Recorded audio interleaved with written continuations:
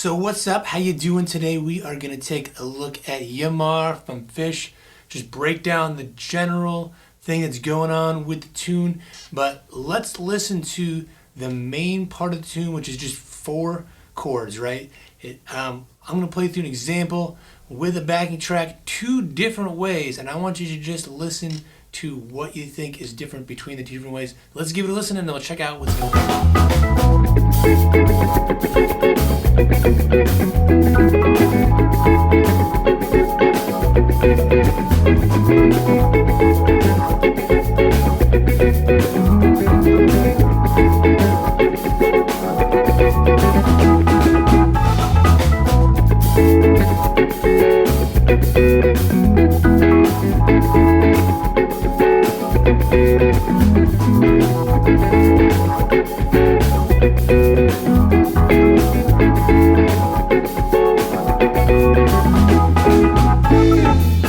Most important things of playing that is probably the most overlooked, I think, is rhythm. And this is one that's easy to just look at the song and say, oh, it's just 4 chords, real easy. Oh, I got those chords down. We'll look at that more, what's going on with these chords in a second. But looking at the timing, the first time I'm playing through it, I'm playing the same rhythm every time, just going.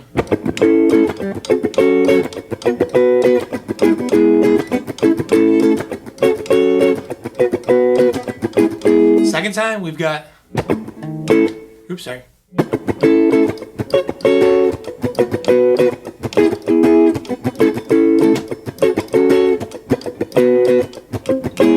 So notice that difference, that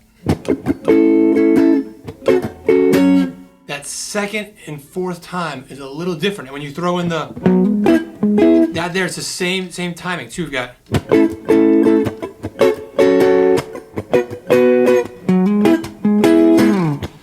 And that's the key to really getting it down and to really get the rhythm. It's tricky. It's a tricky style, of music and stuff. And it's actually not a Phish tune. I used to think it was, because it sounds so much like them, and they've been doing it since their early years, and it's a constant staple through their repertoire still to today. But it's actually a song, I forget the Cecil Ferguson, I think it was, looked it up, but you can find it on YouTube, the original version. It's pretty cool too. So it is a Phish cover, that sounds just like this would be, one of their tunes. So getting that kind of like, I don't even know exactly the style of music, like calypso, Caribbean feel, it's tricky. So, that's my thing here, is you really got to focus on that. Don't overlook it. Just be like, oh, it's a really easy tune. That aspect of it is very challenging to really get that feel. So with that in mind, though, what is going on with the chords?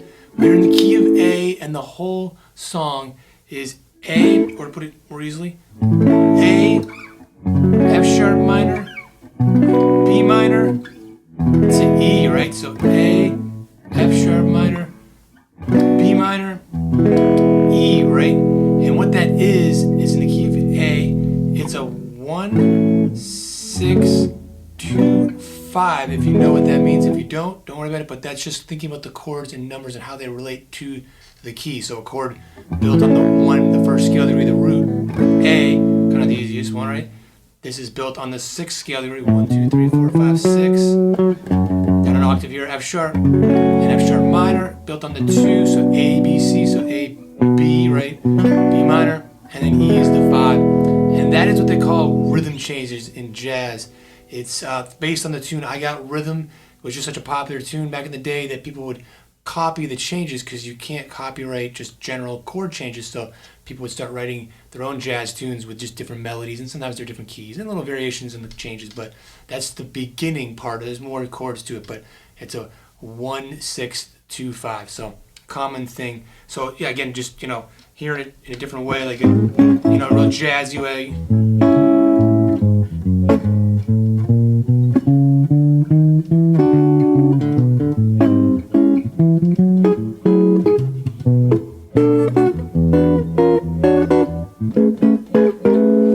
But when we hear it this way, you might not think like that, but it's the same thing. So I wanted to point that out.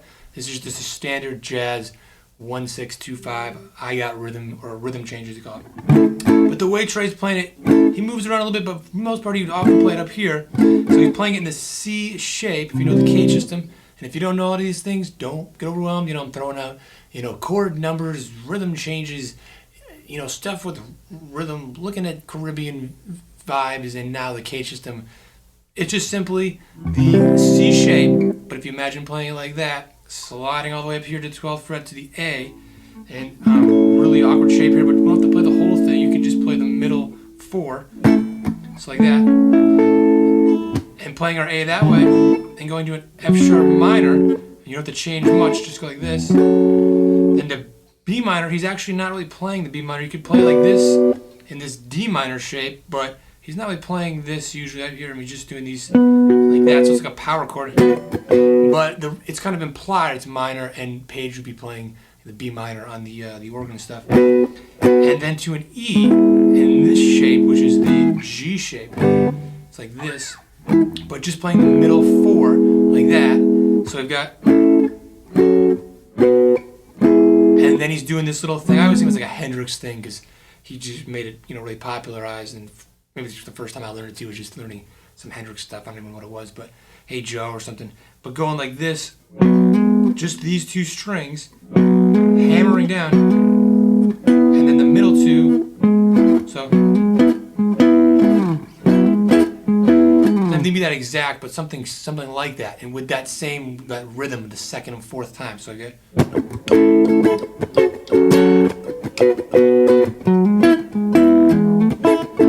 And that's it. And that's just the tune goes through there. Sometimes in the solo section it can go different places, just like any Phish tune, they're jamming it out.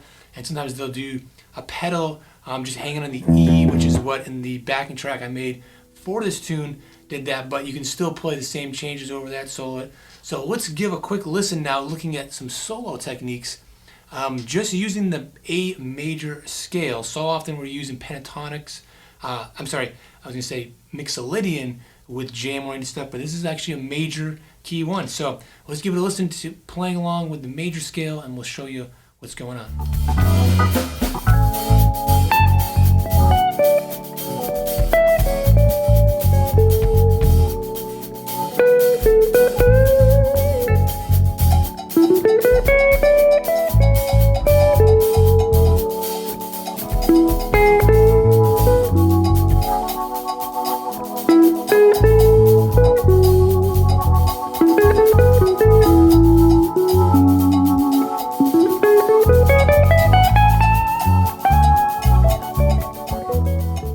So keeping it really easy just up here.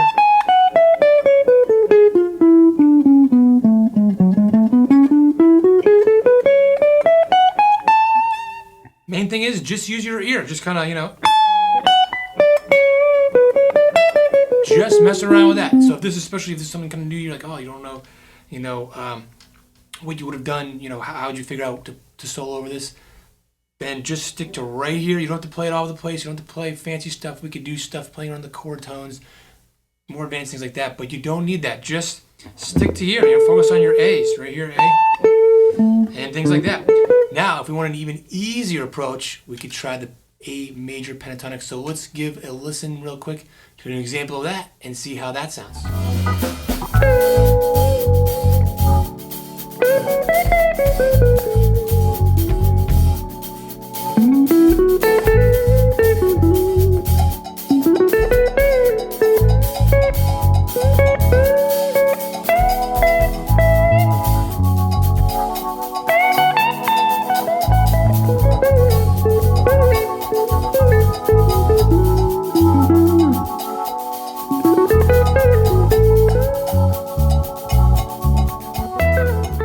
So now this is an even easier way, right? So we're stripping things away. We're not focusing on 5 notes instead of 7 notes.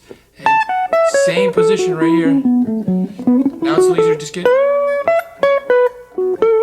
some bends, things like that. And those are just 2 little scale options to throw in there. Don't want to do a deep dive and improv with this, but really focusing on those 2 things and focus in on the rhythm with all this stuff, getting these shapes, and getting those hammer-ons, pull-offs, and varying up those rhythms, and you'll be well on your way to playing Yamar. Such a great, fun, happy tune. So if you got time right now, you get your guitar with you, check out the backing track over here. You can try out all this stuff and then try applying it right now rather than later. Have fun with it, and I'll see you in the next video.